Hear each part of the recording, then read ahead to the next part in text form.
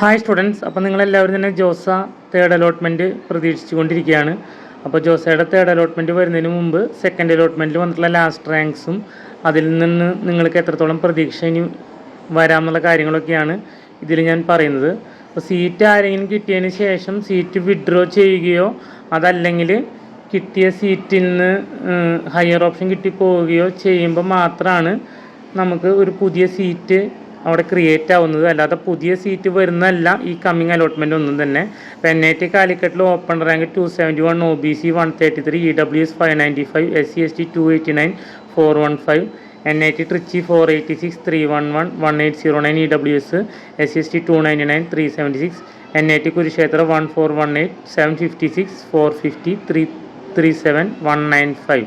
ഇതൊക്കെയാണ് currently second allotment കഴിഞ്ഞപ്പോൾ ആ കോളേജസിൽ വന്നിട്ടുള്ള ലാസ്റ്റ് റാങ്ക് ഡീറ്റെയിൽസ്.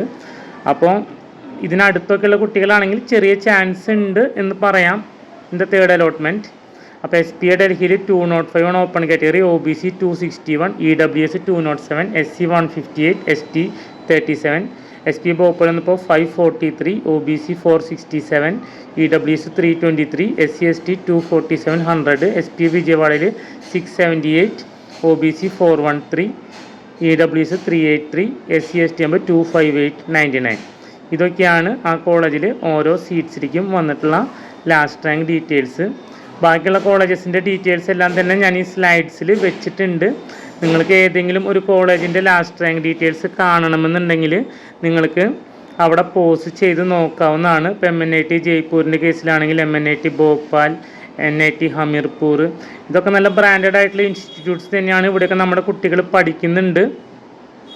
അപ്പോൾ ഈ ഒരു കോളേജിൽ അഡ്മിഷൻ കിട്ടുക എന്നുള്ളത് ഒരു ഡ്രീമായി കാണുന്ന ഒരുപാട് കുട്ടികളുണ്ട്. ഇത്തരം കോളേജസ് SPA ഡൽഹി തന്നെ പഠിക്കണം, SPA ഭോപ്പാൽ തന്നെ പഠിക്കണം, അങ്ങനെ ഡ്രീം ചെയ്ത് ഈ ഒരു നല്ലൊരു അംബീഷ്യസ് ആയിട്ട് ഇന്ത്യയിൽ തന്നെ വൺ ഓഫ് ദ ടോപ്പ് ഇൻസ്റ്റിറ്റ്യൂട്ട്സിൽ തന്നെ പഠിച്ച് ആർക്കിടെക്റ്റിൻ്റെ ഒരു ഇതിലോടുകൂടി ഇറങ്ങുക, നല്ലൊരു സാലറിയോട് കൂടി ജോബിൽ പ്രവേശിക്കുക, ഇതൊക്കെയാണ് അവരുടെ ആഗ്രഹം.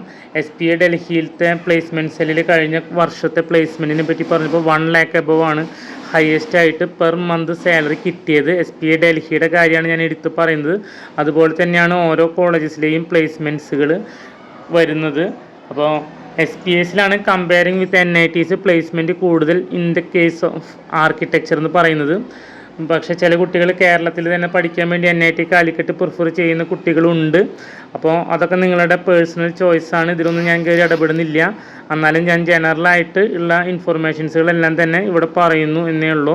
അപ്പോൾ നിങ്ങൾക്ക് ഇതിലേതെങ്കിലും കോളേജിലേക്ക് VNIT Nagpur, NIT Patna, NIT Raipur, അപ്പോൾ ഏത് കോളേജിനെ പറ്റി എന്ത് ലാസ്റ്റ് റാങ്ക് അറിയണമെന്നുണ്ടെങ്കിലും ഈ ഒരു സ്ലൈഡ് എത്തുമ്പോൾ അത് പോസ്റ്റ് ചെയ്ത് നോക്കുക. NIT റൂർക്കേല 439 ആണ് ഇത് വരുന്നത്. IEST ഷിബിൽപൂർ, മിസോറാം ഐസ്വാൾ യൂണിവേഴ്സിറ്റി മുതലായ കോളേജുകളിലെ ലാസ്റ്റ് റാങ്ക് ഡീറ്റെയിൽസും ഞാനിവിടെ കാണിക്കുന്നുണ്ട്.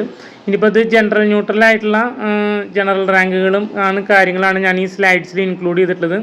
ഇപ്പോൾ വുമൺസിന് സ്പെഷ്യൽ റിസർവേഷൻ ഉണ്ട്. അത്തരം കേസുകളിലൊക്കെ നിങ്ങൾക്ക് സ്പെഷ്യലായിട്ട് ആ ഒരു കാറ്റഗറിയിൽ നിങ്ങൾക്ക് വേണമെങ്കിൽ അപ്ലൈ ചെയ്യാവുന്നതാണ്.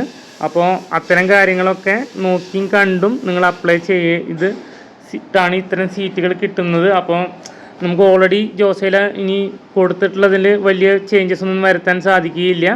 പക്ഷേ ഇപ്പം ഈ ഒരു ലാസ്റ്റ് റാങ്ക് ഡീറ്റെയിൽസ് നിങ്ങൾക്ക് കിട്ടാനൊരു സാധ്യത മനസ്സിലാക്കാൻ വേണ്ടി മാത്രമാണ് യൂസ് ചെയ്യേണ്ടത്. അപ്പോൾ ഇഗ്നൈറ്റ് തൃശ്ശൂരിൽ റിപ്പീറ്റേഴ്സ് ബാച്ച് സ്റ്റാർട്ട് ചെയ്തിട്ടുണ്ട്. കഴിഞ്ഞ തവണ റിപ്പീറ്റേഴ്സ് ബാച്ചിൻ്റെ റിസൾട്ട്സ് വളരെ നല്ല റിസൾട്ട് ആയിരുന്നു.